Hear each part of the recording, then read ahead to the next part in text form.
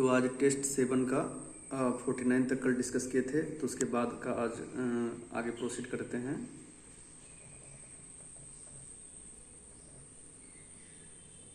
तो कल देखे थे कि 48 तक हम पढ़ लिए थे।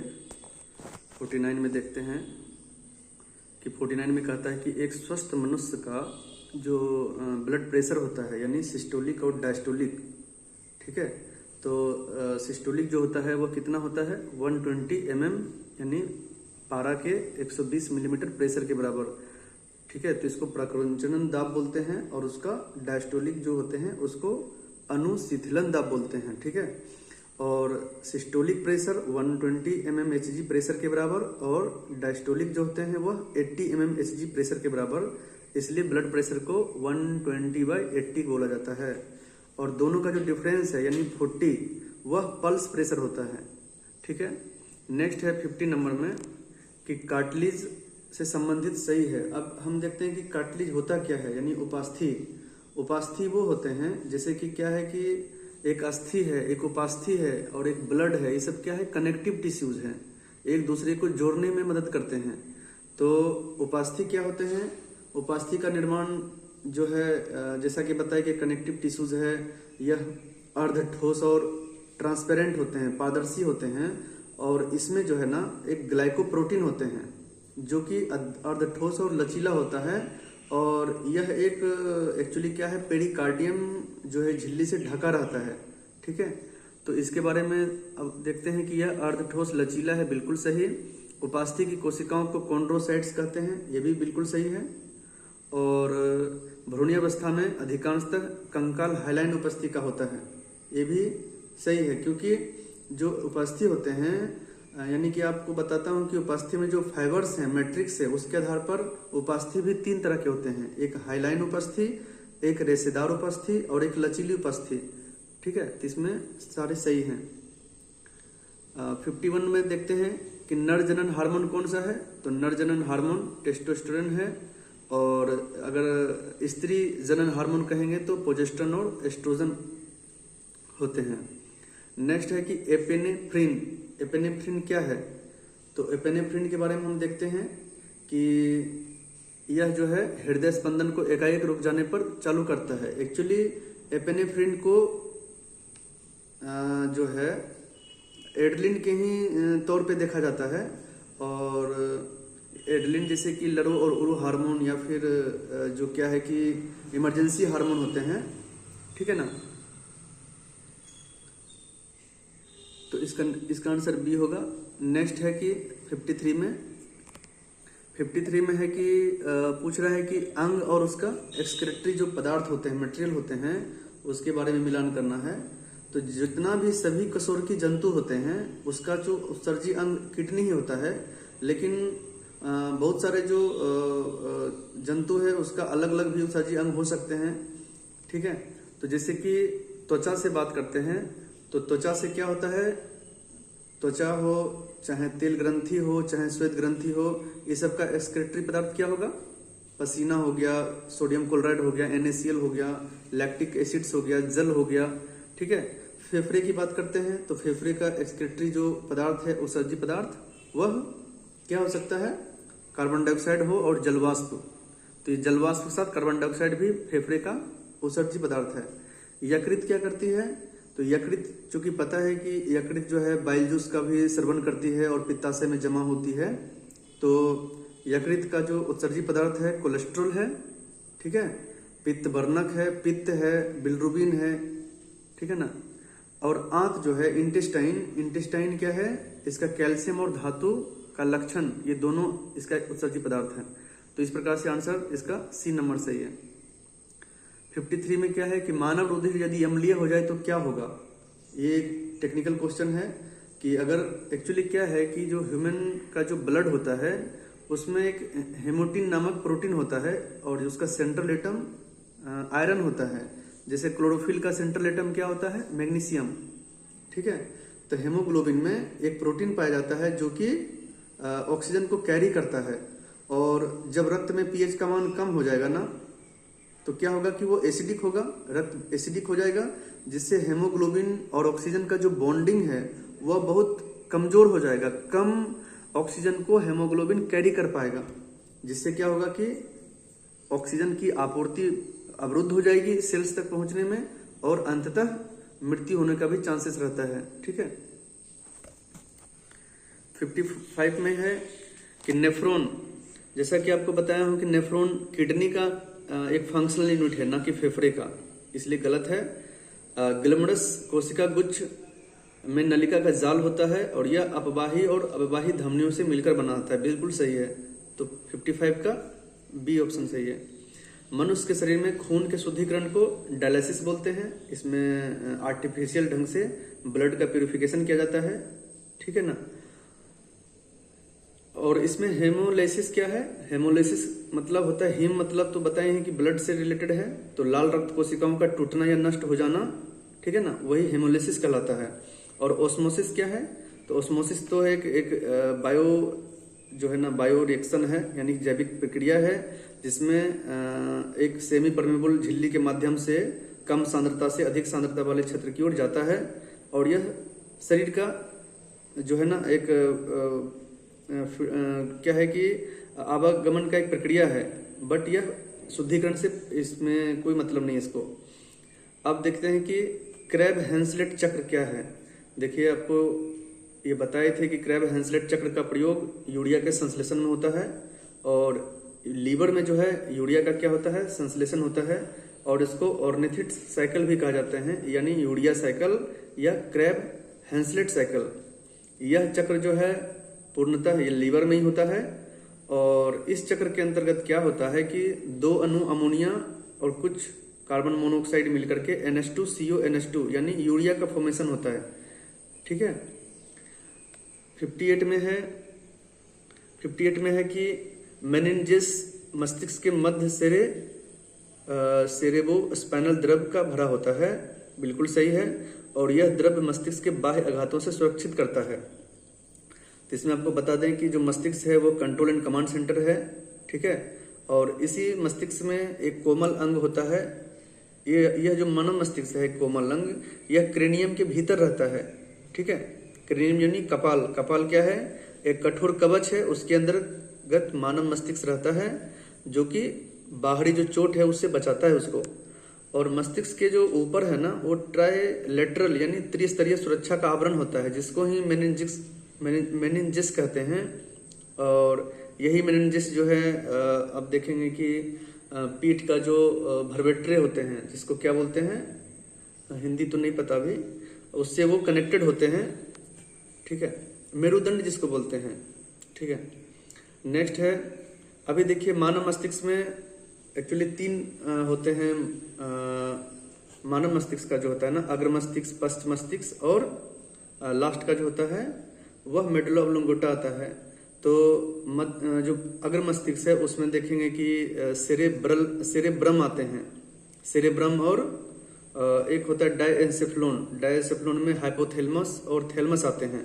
तो हाइपोथैलेमस जो ये है वह अंदरूनी चीज को बताता है, यानी हमें भूख लगा है, प्यास है, गुस्सा है, चोट है, गुस्सा है यानी किसी चीज का इच्छा है उस चीज को पाने को, ये सब आता है हाइपोथैलेमस में। और जो थैलेमस होते हैं वह बाहरी चीज से कनेक्टेड होते हैं, जैसे कि कोई चीज ठंडा है तो उसको हम छू करके थैलेमस से पता करते हैं, ठंडा है, गर्म है, अच्छे मौसम है। ठीक है। तो सेरेब्रम क्या है? अग्र मस्तिष्क का भाग है, तो इसका होता है सीखने, सोचने, समझने की ऐच्छिक क्रिया पर नियंत्रण। हाइपोथैलेमस अग्र मस्तिष्क का ही भाग है, लेकिन इसका कार्य क्या होता है? ताप नियंत्रण और भूख प्यास। और सेरेबेलम यह मध्य मस्तिष्क का हिस्सा है। सेरेबेलम और कार्पोरा क्वार्टिजेनियम। तो सेरेबेलम बेलम से बैलेंस याद रखिए, यानी बॉडी को बैलेंस रखता है, यानी शरीर का संतुलन। मेडुला ऑब्लोंगेटा क्या है? वह हृदय धड़कन, स्वस्थ और पाचन, यानी डी का 1 नंबर। इसलिए इसका आंसर क्या होगा? B option. 60 में क्या है? 60 में पूछता है कि मेरुज्जु जो है, यानी मेरुदंड के पीछे मेरुज्जु जो होते हैं वह रिफ्लेक्सिव एक्शन का नियंत्रण और समन्वय करते हैं, बिल्कुल सही है। मेरुज्जु मस्तिष्क और शरीर के विभिन्न तंत्रिकाओं के बीच ब्रिज का काम करते हैं, ये भी बिल्कुल सही है। और मेरुज्जु भी चारों ओर मेनिनजिस द्वारा घिरी रहती है, जैसा कि आपको बताए थे अभी, ये भी बिल्कुल सही है। तो इसमें से कितना सही है? तो सारे के सारे सही हैं। 61 में देखते हैं कि मनुष्य में सबसे छोटी कपालीय तंत्रिका ट्रोक्लियर होते हैं और सबसे जो बड़ी होते हैं वो ट्राइजेमिनल होते हैं। यह बिल्कुल सही स्टेटमेंट है। यह क्वेश्चन एक्चुअली रेयरली ही देखा जाता है, बट मनुष्य में देखेंगे कि आप एक जो तंत्रिका तंत्र है ना, एक सेंट्रल तंत्रिका तंत्र होते हैं यानी सेंट्रल नर्वस सिस्टम, और एक होता है पेरिफेरल यानी परिधीय तंत्रिका तंत्र। तो परिधीय जो होते हैं पेरिफेरल नर्वस सिस्टम, वह केंद्रीय तंत्रिका तंत्र को शरीर के विभिन्न भागों और पेशियों से जोड़ने का कार्य करते हैं।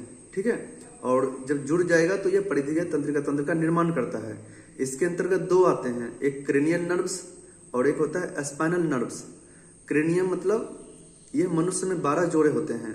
ठीक है, और यही क्रेनियल नर्व्स के ही अंतर्गत सबसे छोटा जो है ट्राइकुलर आते हैं और सबसे बड़ा ट्राइजेमिनल आते हैं। और यह मनुष्य में कितना जोड़े होते हैं? क्रेनियल नर्व्स मनुष्य में 12 जोड़े होते हैं। यह एग्जाम में पूछता भी है। नेक्स्ट है जो पेरिफेरल नर्वस सिस्टम यानी परिधीय तंत्रिका तंत्र का जो दूसरा भाग है वह मेरज्जु तंत्रिकाएं हैं, स्पाइनल नर्व्स। यह 31 जोड़े होते हैं। ठीक है, तो इस प्रकार से मनुष्य में स्पाइनल नर्व्स 31 पेयर में रहते हैं और क्रेनियल नर्व्स 12 जोड़े में रहते हैं, इसलिए इसका बी ऑप्शन सही है। 62 में क्या है कि रेटिना से संबंधित है। तो रेटिना में रॉड्स होते हैं, कोन्स होते हैं। ठीक है, तो रॉड्स का काम है कि धीमी प्रकाश में देखने के लिए वह हमें प्रेरित करता है, हमें वो सपोर्ट करता है। और शंकु क्या है? शंकु तो रंग का जो है ना फोटो जो टॉपिक विजन होता है, शंकु क्या करते हैं रंग का मतलब डिफ्रेंशिएट करते हैं कि यह रेड है, येलो है, ब्लू है। ठीक है, तो वह शंकु से हम लोग पता करते हैं। रेटिना पर जो भी इमेज बनता है वह रियल और उल्टा बनता है, इन्वर्टेड बनता है। ठीक है, बट क्या है मस्तिष्क उसको सीधा करके देख पाते हैं। और यहाँ है फोबिया। फोबिया में अत्यधिक संख्या में शंकु संघनित होते हैं। अतः अगर अत्यधिक संख्या में शंकु होंगे तो क्या होंगे?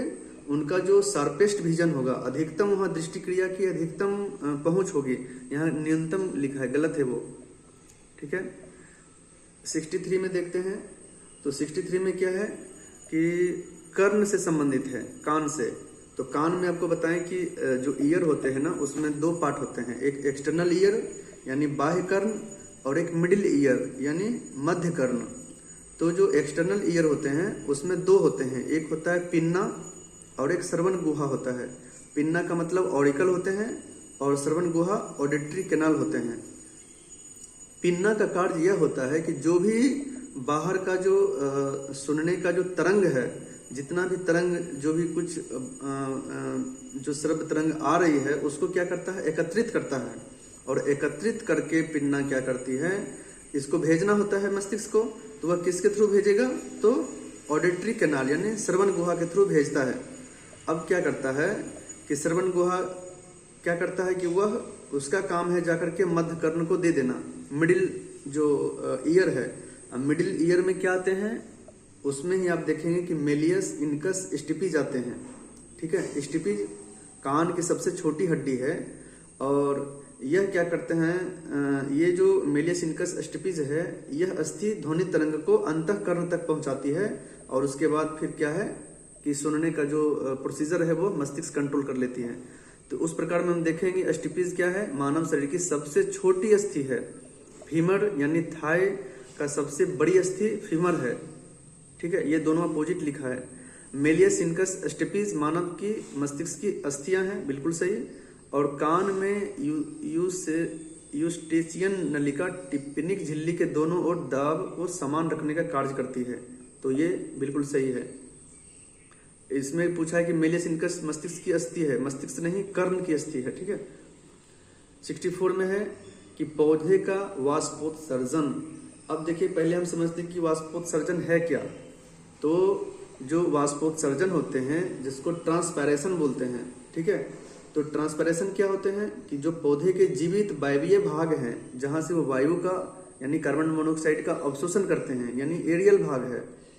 तो पौधे के जीवित जो वायवीय भाग द्वारा जल का जो वाष्प के रूप में जो उड़ जाता है ना, उसको ही वाष्पोत्सर्जन बोलते हैं। चाहे वो पत्तियां के भाग से उड़े, चाहे वो उसके जो है उपत्वचीय वाष्पोत्सर्जन से हो, यानी उसके त्वचा और छाल से हो, या काष्ठीय तना से वाष्पोत्सर्जन हो। ठीक है, तो इसमें हम देखते हैं कि जो ये ट्रांसपैरेशन होते हैं यह तीन प्रकार से होते हैं। एक होता है उसके पत्तियां के रंध्र से, यानी अस्टोमेटल ट्रांसपैरेशन।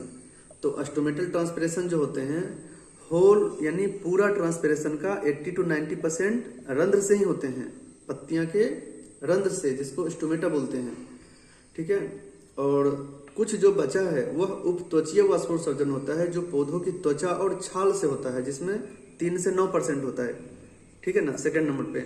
और जो सबसे कम होता है वह काष्ठीय तना यानी वुडी स्टेम्स से होता है, जिसको लेंटिकल्स बोलते हैं। उसमें लगभग 1% वाष्पोत्सर्जन होता है। तो उसमें देखते हैं कि संपूर्ण जो ट्रांसपैरेशन है वो 80 to 90% अस्टोमेटा बिल्कुल सही है। सेकंड है कि जो क्यूटिकुलर ट्रांसपैरेशन, जिसको आप बोलते हैं, इसको बोलते हैं उपत्वचीय वाष्पोत्सर्जन यानी क्यूटिकुलर। थर्ड है वुडी स्टेम, इसको बोलते हैं लेंटिकुलर ट्रांसपैरेशन, या 1% होता है। तो अस्टोमेटल हो, क्यूटिकुलर हो और लेंटिकुलर हो, यह तीनों से ट्रांसपैरेशन में भाग लेते हैं। इसलिए इसका आंसर क्या है, यहाँ पूछा है नहीं कौन सा सही नहीं है, तो इसमें सारे सही हैं, इसलिए इसका आंसर डी होगा। 65 में है कि पौधों के वाष्पोत्सर्जन को प्रभावित करने वाले कारक। अभी देखिए क्या है कि मान लिया जाए कि उसके स्टोमेटा से ट्रांसपैरेशन होगा यानी वाष्पोत्सर्जन होगा, या उसके काष्ठ से होगा, या उसका त्वचा या छाल से होगा। तो यह कब हो सकता है, जब वो पौधा ज्यादा से ज्यादा जल को या तो ग्रहण करे, ठीक है, या ग्रहण करने के बाद उसकी पत्तियां की संख्या बहुत ज्यादा हो। पत्तियां की संख्या बहुत ज्यादा होने के साथ उसकी चौड़ी पत्ती हो, जिससे रंध्र ज्यादा होंगे। रंध्र ज्यादा होंगे तो क्या होंगे, वाष्पोत्सर्जन की प्रक्रिया ज्यादा से ज्यादा होगी। उसके बाद क्या हो सकता है कि अगर मान लीजिए हीट ज्यादा रहेगा ना, तो उस रंध्र पे जो वाटर का मॉलिक्यूल्स है उसको ज्यादा अवशोषित करने की कोशिश करेगा हीट, यानी उस समय हीट वेव होना चाहिए। नेक्स्ट है कि जो वायु का जो गति है वह ज्यादा होना चाहिए, और चूंकि वायु में कुछ मतलब गर्माहट होती है, वह उसके जो रंध्र के पास, काष्ठ के पास, त्वचा के पास जो पौधों के वाटर आए हैं उसको खींच करके हवा अपने साथ उड़ा ले जाएगी। तो इस प्रकार से क्या है कि लाल प्रकाश में रंध्र सर्वाधिक खुलते हैं, जबकि हरा में कम खुलते हैं। आर्द्रता बढ़ने पर वाष्पोत्सर्जन दर बढ़ता है, बिल्कुल गलत, क्योंकि मॉइस्चर रहेंगे तो वाष्पोत्सर्जन कहाँ से हो पाएंगे। नेक्स्ट है कि वायु को अधिक गति वाष्पोत्सर्जन की गति को बढ़ा देती है, बिल्कुल सही है, क्योंकि वायु में क्या है कि गर्माहट होती है, और पौधे का जो पत्ती है, काष्ठ है, त्वचा है, वहां पे ये जो वाटर मॉलिक्यूल्स आए हैं उसको साथ में वो बहा ले जाएंगे। प्रकाश की तीव्रता होने पे ज्यादा से ज्यादा ट्रांसपैरेशन होंगे, इसलिए इसका आंसर 1, 3, 4 है। और 2 में क्या है, आर्द्रता कम होने पर वाष्पोत्सर्जन बढ़ता है। नेक्स्ट है 66 में क्या है, कौन सा सही नहीं है। ठीक है, तो पहले देखते हैं कि क्लोरोफिल प्रकाश अवशोषित करते हैं, बिल्कुल सही है। और क्लोरोफिल का सेंट्रल एटम जो होते हैं मैग्नीशियम होते हैं। प्रकाश संश्लेषण की क्रिया मुख्य रूप से काष्ठीय तना से शुरुआत होता है, बिल्कुल गलत है, क्योंकि यह अभी बताए थे यहाँ पे कि 80 to 90% अस्टोमेटा से होता है। ठीक है ना, तो इसलिए गलत है। नेक्स्ट आते हैं पौधों के लिए आवश्यक जो प्राथमिक पोषक तत्व है, तो इसमें देखते हैं कि पोषक तत्व में जैसे आते हैं 2 तरह के आते हैं, एक मैक्रोन्यूट्रिएंट्स, एक माइक्रोन्यूट्रिएंट्स।